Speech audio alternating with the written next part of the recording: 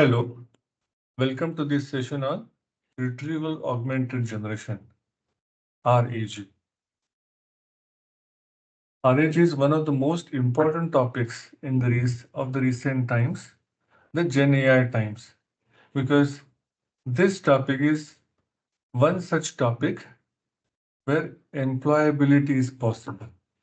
There could be a lot of jobs or work related to RAG. So this is very important topic. We'll see why it is needed.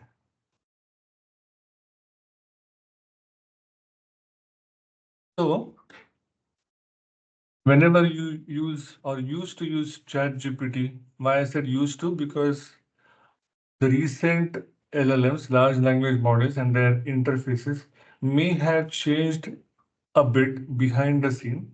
But whenever, say, ChatGPT started, there was a model behind ChatGPT application, the web application, so GPT 3.5 Instruct. You asked question, prompt, and then it answered.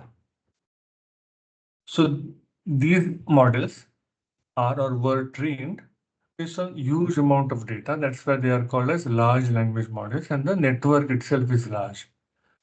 Almost like world data, whatever publicly available in the world, they were trained on that, and that model is served to us for question and answer. But there were three major problems that these models had. And these are some of the questions which it could not answer. So basically, can or that ChatGPT was it able to answer from your private data, the data that it has not seen in the training? Obviously not. Um, Meaning the documents which are lying on your laptop. Can it answer from that? Can it answer from your private data? No, it does not have access to that. So, another thing, that model had um, a cutoff. So, ChatGPT initially was released in November, but it had some cutoff of earlier date, meaning the documents related till that time were used in training. And that model had information about only that data. Okay. So there was no recency. If you are asked question of yesterday, it did not have answer. What was weather of Pune yesterday, a day before? It did not have answer. Another thing, it was built on what is called as static data. So data till that date, all those documents were taken into account and built model. But there is what is called as dynamic or running data. So things like, say, websites, Flipkart, Amazon, all this, whatever user is doing, that data is continuously coming. It is it is not static, it is running. So data is coming continuously. Can it answer from that? Obviously not. So these were three basic problems with such static models. And this is what we are going to see if we can solve these problems, core problems by RAG. That's why RAG is important, because as it solves the private data, recent data, and running data problem, most companies, most businesses would need such data because they want linguistic prowess, linguistic power of large language model, because it has wonderful English, it composes well, it has some reasoning capacity and many things, but it needs to answer from my private data. So if I wish to build a private chatbot meaning chatbot built on private data, I wish to combine both. As the data is private, I cannot send it to ChatGPT. There's something called custom GPT and other things where you can upload your data there and it can build a custom GPT-like thing. But obviously, you don't want that. Your data needs to be with you. But still, we want answers like ChatGPT on my data. So this combination is very much in demand because everybody needs that, right? All the businesses who have private data and want ChatGPT like chatbot on top of it. That is the basic premise with which RAG works. All right. Same things. So general LLM cannot work or answer from private and confidential data. It cannot answer from recent data because there is a staleness. The data with which it was trained is old.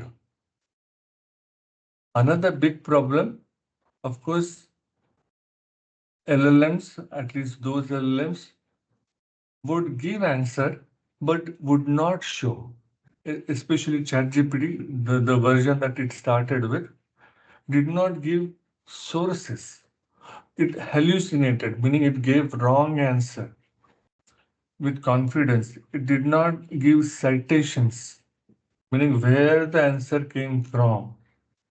So these are some of the issues with which we want to adopt our solution to our data, right? So that's the main idea of domain adaptation.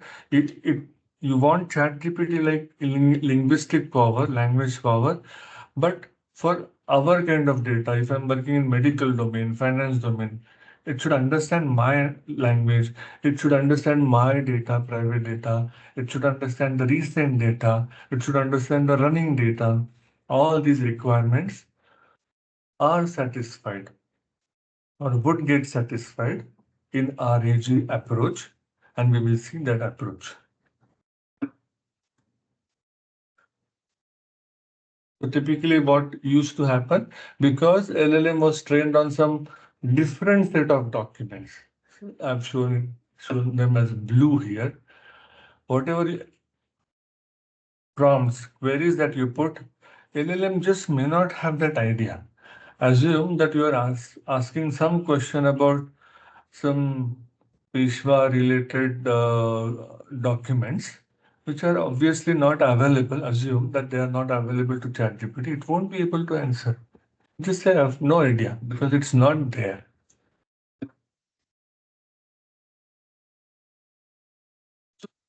Is to do this, okay? Meaning customizing LLM, large language model, to answer from your data. Okay? Three ways. I've shown them here. First is very simplistic, called few shots prompting. So, few shots prompting meaning in the prompt itself, you give some examples, the way you want answer or the context with which, from which you want the answer, right? So you can put them in like answering from comprehension, listening to comprehension or given a paragraph answer from that kind of approach, right? You give your context itself in the prompt with some examples, FAQs or whatever, and it will answer from that, obviously. So this is few shots way of answering from your data, your context. But obviously, there is a limitation. In few shots, you cannot have like 100 few shot examples, right? Because there is a limitation of context window. You cannot go beyond that, right? So it does not scale if you want to bring a lot of context. Next one is RAG, Retrieval Augmented Generation. This is actually nothing but few shots only, but you don't put those examples yourself. You don't put the context yourself, but it is fetched automatically by way of similarity and other approaches. So if few shot like thing is done automatically, then this is retrieval augmented generation. It is basically retrieval. It retrieves the context automatically, augments in the prompt itself, and generates the answer. That's the meaning of retrieval augmented generation. Retrieval, augmentation to the prompt, and generation of the answer. That's what RAG. Another way is obviously fine tuning. So the original LLM training, ChatGPT training, is actually called as pre-training. It had been done. So if you want to have your data go into that model, so there are typically two approaches. This process is called as fine tuning because you are fine tuning the original model with your data. So typically approaches could be, so typically you would need open source network with weights and all. With the new data, you can start with the original network, original weights, and retrain with the additional data points, additional corpus, and the whole weights can change. But there is another way of fine tuning where the original weights are frozen and an auxiliary network, auxiliary additional neural network is trained in conjunction, in addition. Together it is trained, but the original network is frozen, and this is like an adapter. Methods like low rank adaptation method is of this. So original weights are frozen, and the additional neural network is trained with your data. So you get best of the both worlds. So these three approaches are done for domain adaptation. As you can see, first one is very, very easy, not much technical prowess or expertise is needed. Second one is more of an engineering solution. RH is an engineering solution, making a system-like approach and getting. Fine-tuning would need a lot of compute, lot of expertise, good amount of data because you're fine-tuning it. So basically, the choice of the approach, very crudely, can be based on data size, the domain data size. So if you have very less data, just 4 or 5 examples you have, then you can go ahead with few shots because data itself is very tiny. If you have little more data, hundreds, thousands, then probably you can go with RAG. If you have millions of documents, then RAG also won't work because there are latency storage issues, which we'll see. Then it is better to go for SFT, supervised fine tuning. Okay, that's the way one can choose. Of course, another aspect apart from data science is money, expertise, compute available, and other things.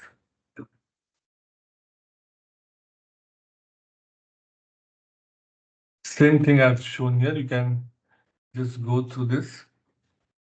RAGs would have local data. If it is a running data, then SFT itself won't work because SFT would need static data. So in that case, RAG is only the approach. And these are some of the pluses and minuses of these techniques. So in real world, based on data size, if it is static or dynamic, compute, expertise, and other things, one can choose the approach for domain adaptation. This is one of the diagrams. Dynamicness, if you see, and then change in model. SFT, supervised fine tuning, will change the language itself because weights themselves are typically changed.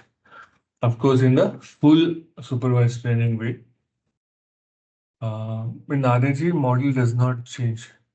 Even the total model does not change. Only answers come from our data.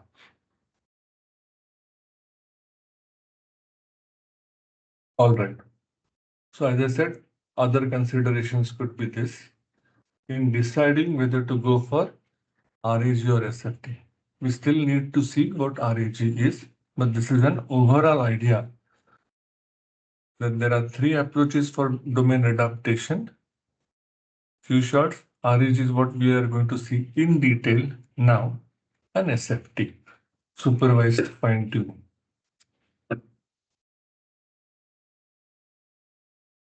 Okay, this is another simplistic example. LLMs are like closed book exams, meaning all the knowledge is there in the book, but you are not allowed to refer to the book. Closed book kind of exam. Whatever you have understood from that book is whatever you have memorized from that. But RH is like open book. You're allowed to refer to a book, that kind of thing. Very simplistic example though. All right. Now with RAG, as we are using the external data source, it can be unlimited, right? We are fetching context from external source automatically. Now that database can be unlimited. It can get updated runtime, meaning the running data problem is solved. It can show me where the answer, where the context came from. So it gives me confidence in response. It gives me citation. Citation meaning the source where the answer came from. So this helps reduce the hallucination, meaning at least you can see that this answer came from here, not cooked up, right? So citation and reduce. So these are one of the important properties of RAG. That's why in businesses, in enterprises, RAG is very, very popular, and this is what brings work, brings employment in GenAI things. All right. I'll just go through all these questions. So this is what we sort of discussed. Um, do we need access to external data source? Do we want to change the linguistic style itself? The first one would need RAG, second one would need SFT because the linguistic style itself changes. Do we need to address hallucinations and so on and so forth?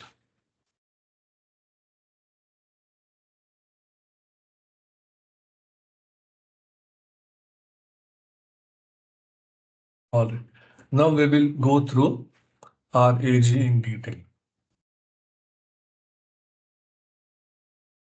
With this diagram, you would understand everything.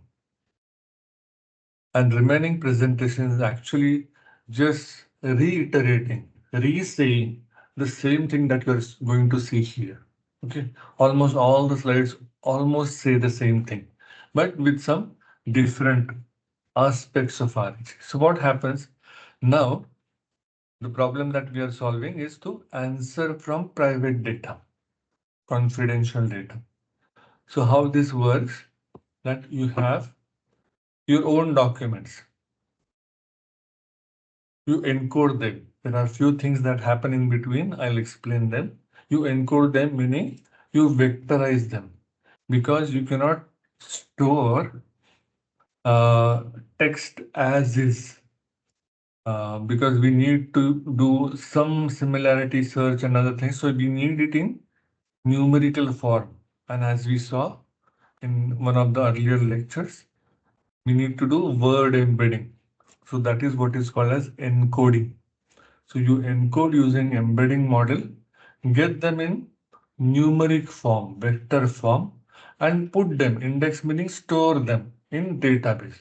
Now we have seen RDBMS, the relational databases, non-RDBMS, meaning no SQL, MongoDB-like databases. So these are another type of databases called vector databases. They store vectors. Vectors meaning this embeddings. Right? So you have documents using embedding model, you vectorize them and put them. So your knowledge now resides in this vector database. This thing is what is called as ingestion. Ingestion meaning putting our knowledge in the database. Done. This is till the data changes. This is one-time activity over. Now, when we put a query in a chatbot like environment here, query, it is also encoded because as we say, text cannot be queried that way. So we have to encode them, vectorize them. Once it is vectorized, coming out of like this vector is checked with all the vectors in the vector database. Similarity search. We'll see what it is. Say cosine similarity, if you remember, or Euclidean distance way of similarity. Find the closest match for this query vector in the database vectors. Fetch 2, 3 examples. So there are vectors and associated text also, right? Embedding will have vector and the original text piece also. That way it is stored. So you get the query vector match with the vectors only. Once topmost match vectors are found, their corresponding text is fetched. And this is what is called as similar documents, similar texts. Those texts are put in prompt. So it's like a few shots. Those 3, 4 examples are put in prompt like a few shots. Now, we can decide based on the context window available with us, how many we can put. So 2, 3, whatever. And that prompt goes to normal LLM like query and gives me response. So this is the way it works. Remaining presentation is all about what happens in each place. So we'll repeat this process over and over again, but learn different aspects of each of these steps.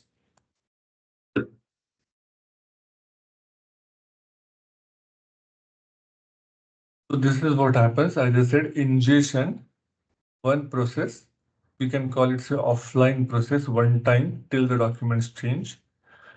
So documents are split because the whole document, if it is vectorized, when we ask query, which is regarding only specific 2, 3 sentences of a document, it won't really match to the whole document's vector, obviously. So it is split into small chunks, small pieces of text. This is what is called a chunking. Chunk meaning text only, small piece of text. By the way, I will cover only text related RAG for now. There is what is called as multimodal RAG also, which has different modalities, meaning text also, image also, and other things also. But for now, we will go ahead with plain simple text RAG. So documents are chunked, meaning split. For each chunk, we do word to vec or vectorization by transformers or other ways and create embeddings. Embeddings are stored in the index. That's it. This process is ingestion. At the time of query comes, we also vectorize that query. Find top k matching ones. Those and the query and the context both are fed to LLM and response is generated. Again, same thing as I explained last time. So this all 3 processes will get repeated over and over in the upcoming slides.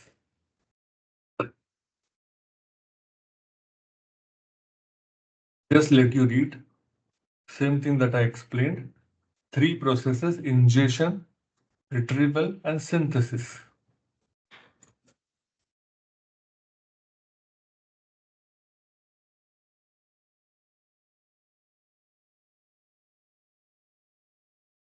All right. We'll go to steps one by one. Now this is how to create chunks.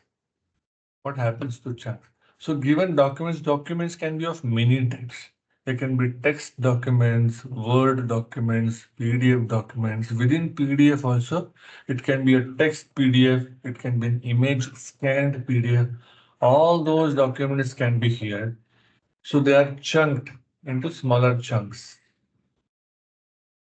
So like this, step by step chunking can happen.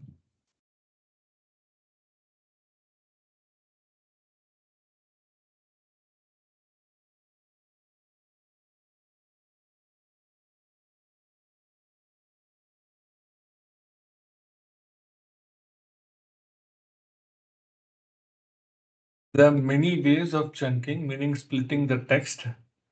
We'll go in some of them, go talk about them in detail a little later, but I'll just give you overview of what is fixed size chunking. Only 300 characters, only 300 fixed window. This way you can split the text. Another way is semantic chunking. Whenever there's a lot of text, whenever a topic changes, I'm talking about introduction, introduction, introduction. When topic changes to proposal, now there's a clear separation, semantic meaning, meaning-wise separation between the text. You can split it there itself. Recursive chunking is another. First, you make big blocks. Within those, you can do recursive, hierarchical. Is it good enough? Is it fitting my size? So first, some way of chunking is done. Within that, if it is more than the required size, then you split it once more that way. Another approach for is document structure based chunking. So these are like simple paragraphs. Oh, this is a code block. Oh, these are lists. Oh, this is a table. So structure wise chunking can be done, meaning splitting can be done. Another approach is called LLM. Let LLM figure out what happens in that and it give me some chunks. So these are multiple approaches. We'll see one or two of them in code also, how they look in code. But there are many approaches. By the way, chunking is very, very important because these chunks get vectorized. So ideal thought that we should have or the bearing that we should have in mind while chunking, what kind of query will come? And that query should ideally be answered through only one chunk. If it is across two chunks, then my retrieval has to bring two chunks or else I have lost half the answer. So chunking is very, very important. So for each chunk, we pass it through embedding model like word to vec, transformers or many things. And for each chunk, you create vectors like this way. And they are put, you see, in the embedding space as we saw in previous lecture. Each vector can be seen as a point in an embedding, nth dimensional embedding space. All right. So now embeddings are put in the database. That's it. When a query vector comes, like a point or a vector, it is matched with all the vectors in the database. And the top k, you specify I want top 3, top 4, those vectors and associated text is retrieved. All right. Same thing, you can just go over prompt, encode, prompt vector, find the nearest neighbor, meaning most similar ones, get its text. That's the idea of retrieval. Now, at the query time, as we can see, query embedding, and you can fetch them.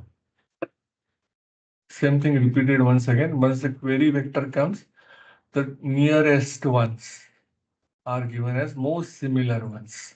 Or similar chunks are retrieved.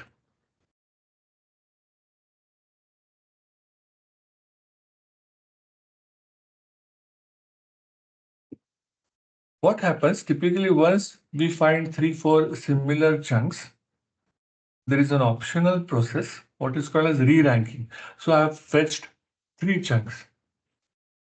Are these really relevant? Can I rank them? Can I put this first, discard this, or just put it behind? That kind of thing may be necessary in some cases. So you can just re-rank the retrieved chunks.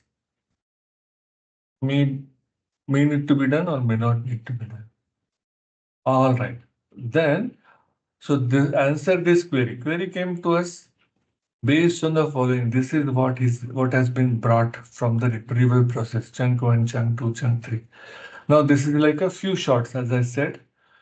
Same thing, prompt, meaning query, and the few shots or some examples here. This whole prompt or prompt template is fetched given to LLM, LLM answers based on the orange thing, right? This is how LLM starts answering from your data. That's the basic idea of RH.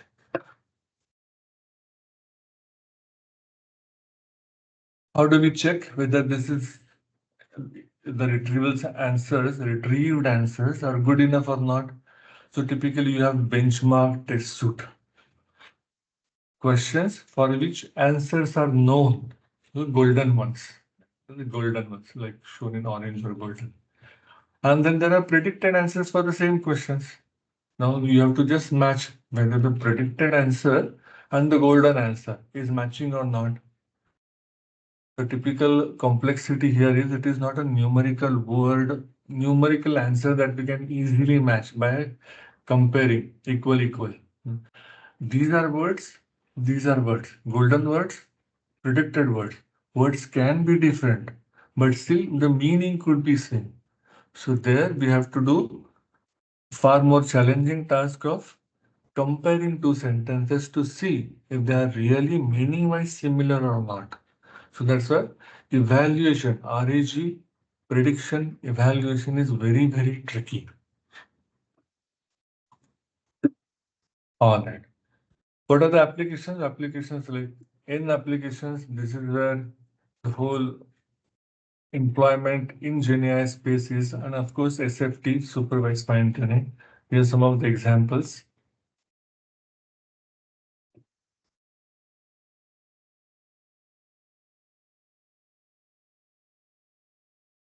There are multiple tools available to do RAG. Open source, famous ones are LangChain, Llama Index, and most of the cloud platforms, GCP, Azure, Amazon, AWS, Bedrock, and others, they have their own frameworks within that. Say Vertex AI, Azure, GenAI Studio, and then probably Bedrock from Amazon. They all let you upload your documents there, and then you can start answering from those documents. So it's RAG-like approach only. In open source domain, we have LangChain, Llama Index. In vector databases also, there are open source, meaning free, open source free databases, which are small ones. ChromaDB is typically what I use. But there are paid ones like Pinecone, which are managed on cloud. Embedding models wise, you can have Hugging Face free embedding models, also paid ones.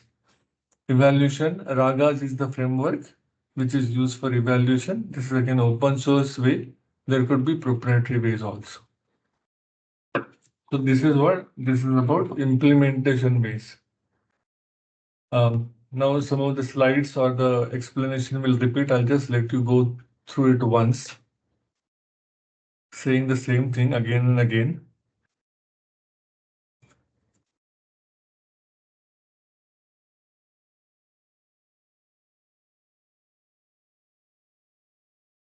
All right. Go in little more details. So ingestion, we have documents which we wish to put them in vector databases. That's the idea, right? So raw documents, you load them. This is very important. While doing chunking, you split the text right into paragraphs. Typically, you also store metadata of it. What is metadata? Data about data. Meaning this chunk came from page 1 and the heading was this. That information, if you store along with the chunk, what's the advantage? When you fetch that chunk via similarity way, you can give the citation, meaning the source. Oh, this document or this chunk, this context came from page 1 with this section. So this is why storing the metadata along with the chunk is very important. Other things are known to you. Chunking is, in my opinion, most important step here because if you chunk badly, wrongly, insufficiently, then the answers won't come. So this is the most important step, in my opinion. All right. There are a lot of complexities. So far, we saw very simple process. It is like a few shot and all. I've worked in this space for months and years. So this is where the complexity comes. The document themselves are of n types. Bad quality, good quality, worst quality, web pages, PDFs, PPTs, everything, source code, everything can be your document on which you want LLM ChatGPT like answers, right? So document loading itself, reading the document itself is a big thing. So their LangChain have classes like this. Docling is one of the famous document parsers. This is open source from IBM. Wonderful framework for parsing PDF documents. It is structure aware, meaning it knows that this is section one, section two. This is list like section. So understanding the structuredness is very much there in Docling. In my opinion, as far as variety goes, of types of documents one can read, Llama index is very good in that sense. And parsing, doubling is very good.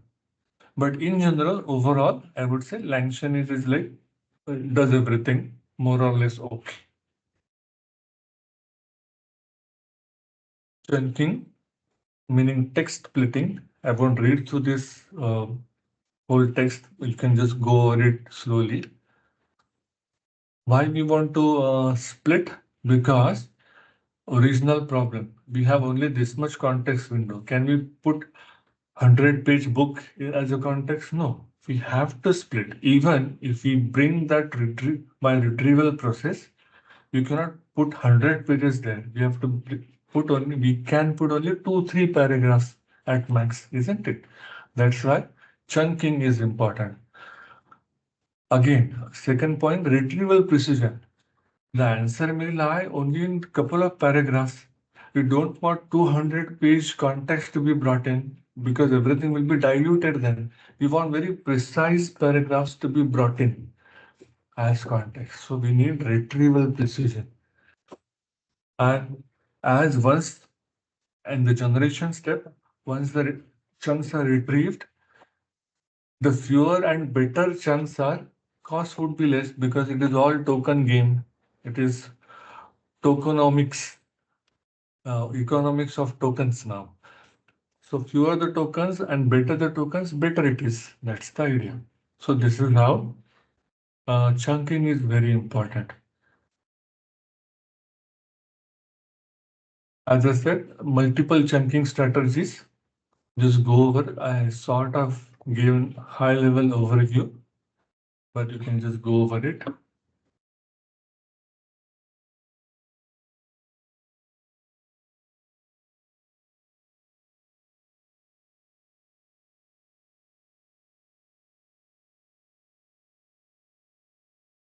Next thing is each chunk is embedded, meaning it is converted to vectors.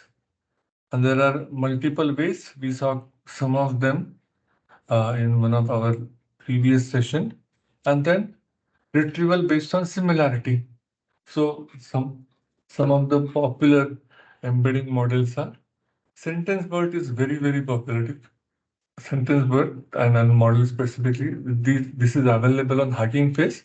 Of course, other models like Word to the Glove, transformer-based models, these guys, all these OpenAI, Llama, they have their own embedding models. By the way, in LLMs, typically these models are called as normal models, LLMs, and the embedding models are named differently. Typical instruction fine-tuned LLMs are called instruct. Reasoning models are sometimes they give that indication that it is a thinking model or a reasoning model. These models are specifically mentioned as embedding models. They are encoder-only models. Given text, they give us embedding. That's the idea. How to choose embedding models? Multiple ways. Some models are small, but if they are small, their linguistic capability or semantic capability, meaningness that it brings may be little less. If your domain itself is a medical related, then better to go with ahead with BioBert, biology like embedding model. Cost, some models are free, some are API based. There we have to consider cost. Multilingualness. If your document itself is English and German, if you want to embed both, then it needs to be multilingual. And as much as possible, it should be able to do take long text, long sequence of text. So multiple ways in which with which we can decide which embedding model to pick. So regarding vector databases, there are multiple vector databases available to store those vectors. One comparison chart is given. Typically, if you are a developer doing POC, I have used FICE. This is, I think, Facebook AI database. And then ChromaDB is what I've used. Others are um, Pinecone is paid one and managed on cloud.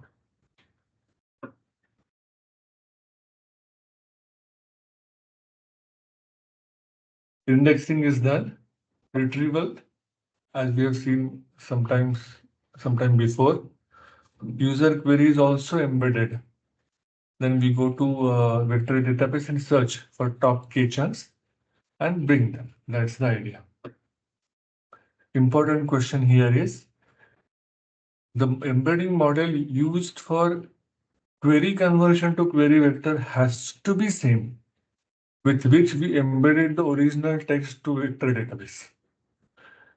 Because if the model changes, embedding model changes is different, then the meaningless stored in the vector is different. So this caution has to be taken. The embedding model with which you embedded the original documents in the vector database has to be used. Same has to be used for query embedding. Then only we can find the similarity score, or it will have meaning. You can find always, but it will have meaning. Multiple things are done. This is where the practical understanding or practical experience comes into picture.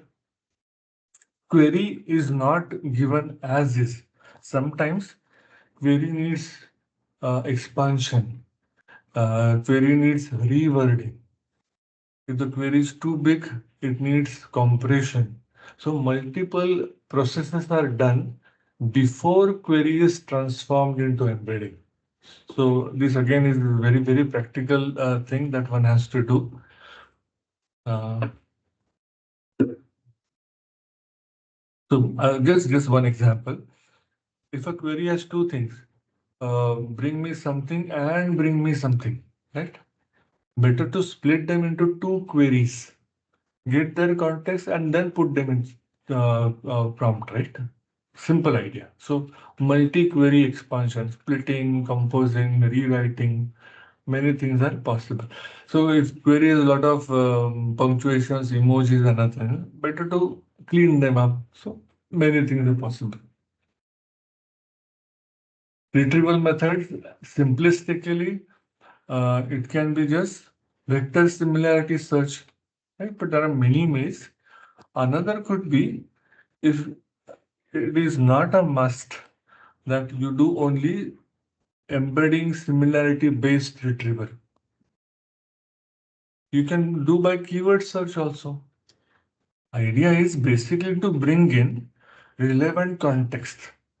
The way you do it via vector search, vector similarity search, via keywords, via hybrid does not matter. As long as you bring in relevant context to the prompt, that's RAG.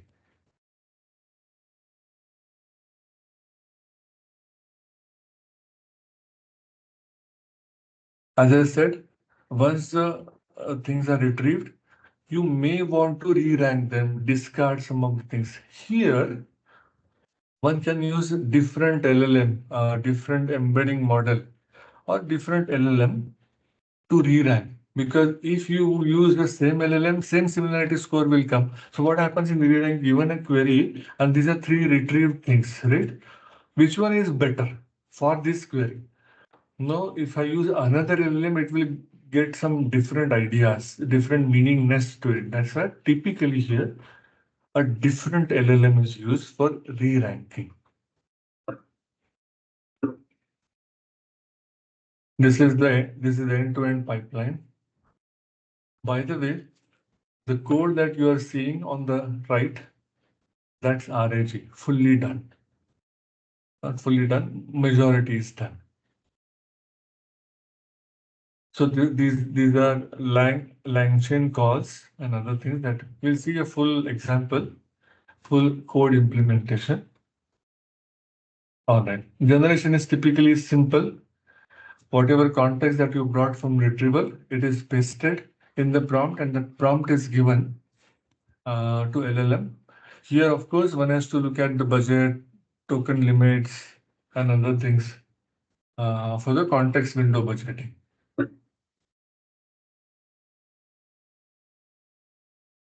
If the multiple failure points, if the answer is not there in our database, do we give answer or not? Or do we gracefully say that we don't have answer? So all those strategies, generation strategies are put in place here. All right.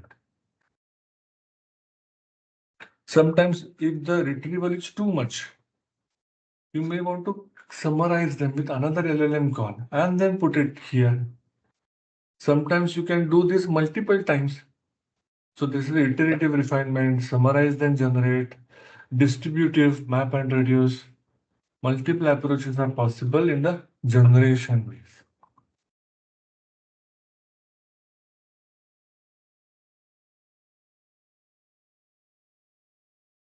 Evaluation, this is the last stage, and then we'll see the code.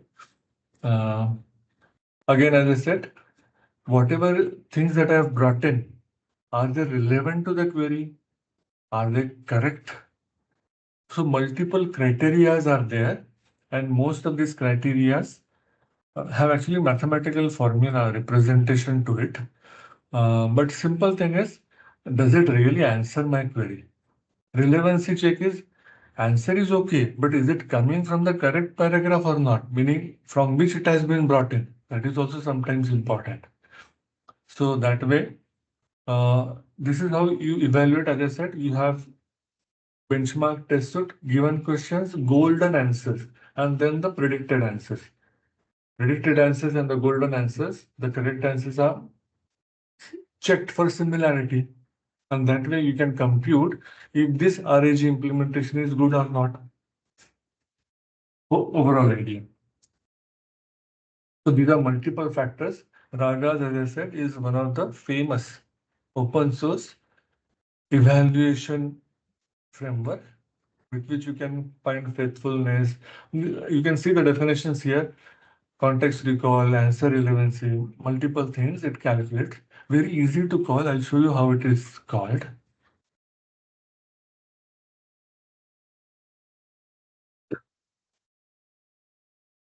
All right. Yeah, this is how it is. There are multiple metrics, matrix ME, not matrix. These are the typical things that we evaluate. Why it matters? Because to reduce hallucination, you want really correct, relevant response and other things. All right, we'll see now end-to-end implementation.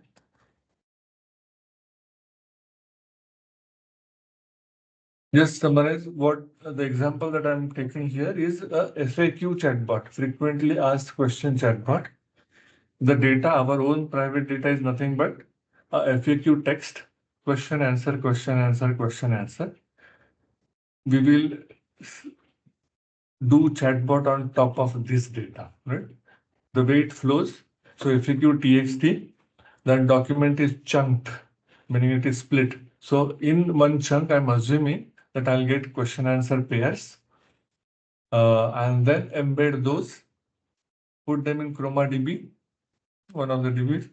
At the query, I'll retrieve the context, put that context in prompt, and then evaluate whether my answers are coming right or not. So this is the overall process. We will see that process in code. I'm using LangChain, ChromaDB, and Ragas library. So how does data look? My so-called private data looks like this: question answers, question answer, question answer. Now, an important question here is you need not probably, of course, you can chunk this way, this way, this way, this way, or chunk even this way, question, answer also. The one optimization one can do is you can vectorize only the questions, keep answers as auxiliary things. So whenever a query will come, query sometimes maybe it is enough to match only the questions. The question also can be what is rank. So it will match to this. You need not match to this, but depends on the context.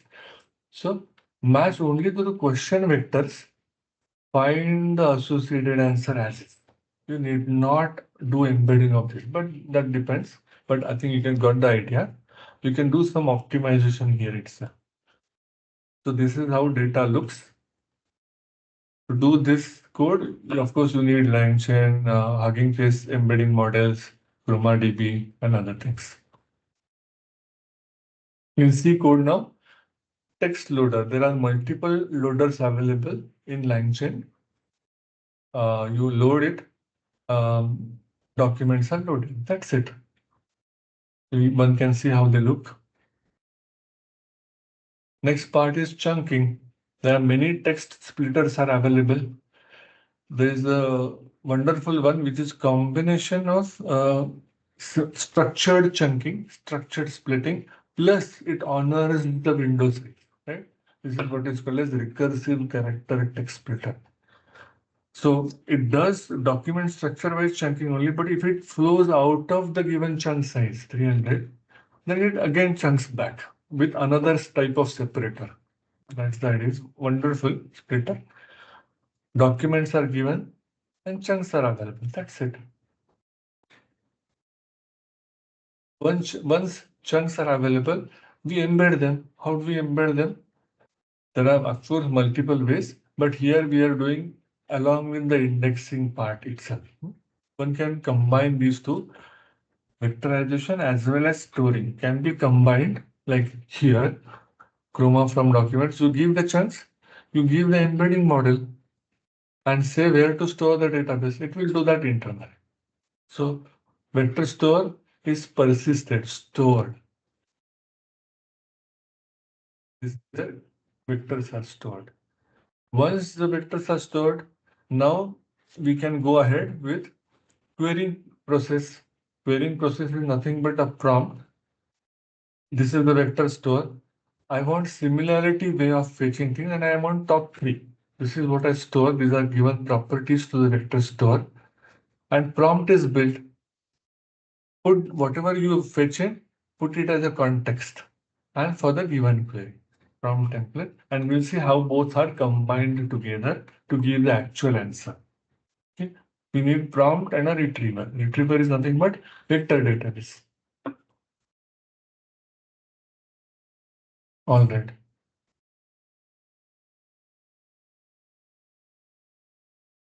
This is another way of retrieval QA I have shown. Given a query, you probably have not. This is actually this little type of retrieval QA from chain type given LLM, because LLM would be needed uh, for this chain formation, and retriever LLM given prompt. Prompt had that context and a query question thing. Give me a chain, and chain actually gives the answer. I'll show you. Chain given a query. Actual query that has come from user is put in. So now this query goes in the prompt template. Now that prompt template goes in the QA chain. I'll go back. QA chain answers from the retriever. Okay, but straightforward to understand. For a given query, this is the answer. That's it. Now it can also, by the way, this result is nothing but a dictionary key value pair. For the result answer, you say result. It can give you source document from which it has brought in. It can give you that as well. Let's say this is how code looks. How do we do Raga's evaluation? For set of questions, I have correct answers. Now I will, for these questions again, for my given retriever, I will fetch my predicted answers. Those answers will be compared with these ground truths, meaning golden answers. That's about it. This is how it is done. For each test question from my query, I get results. So answers has all the predicted answers. These are golden answers. These are predicted answers. All that thing is given. Questions, answers, which are predicted answers, context meaning where it came from, and ground truth. All things are fed to Ragas, and it will evaluate all those metrics criteria. Evaluate from Ragas, evaluate, but all evaluation data set is fed. Bring me these four characteristics. Calculate and bring in. That's the idea. All right. This is what I wanted to cover. I hope everything is sort of clear, relatively easy to follow, but multiple failure points, multiple complexities are there once you start working in the real world.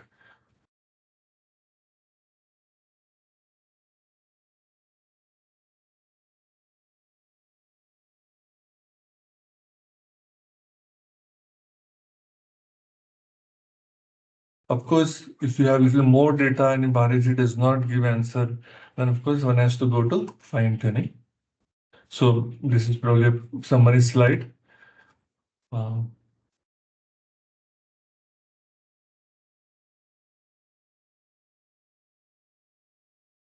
Now this is what we saw is what is called as naive RAG, simplistic RAG. Multiple things are possible on and different flavors of RAGs are available. Multimodal RAG is the document, your own private documents can be images also, can be anything. Even in text, there are multiple ways. Normal plain text, there can be tabular text, there can be code text. Right? All these things have different ways of storing and retrieval. Okay, so this is what is covered in multimodal RAG, long context RAG. Graph RAG is another thing. Here the index is not linear, meaning one after another, one after.